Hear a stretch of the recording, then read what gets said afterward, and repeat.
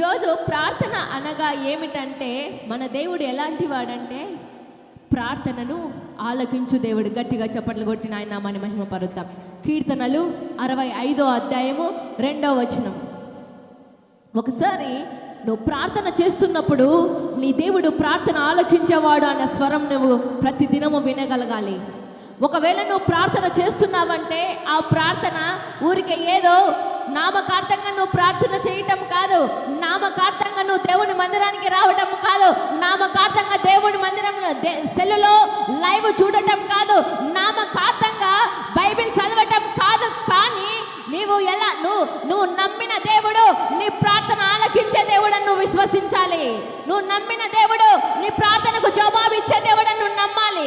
నువ్వు నమ్మిన దేవుడు నువ్వు ప్రార్థన చేసిన వెంటనే నీ కన్నీరు తుడిచేవాడని నువ్వు నమ్మాలి. నువ్వు నమ్మినప్పుడే దేవుడు కూడా కార్యాన్ని చేయ ఆరంభిస్తాడు.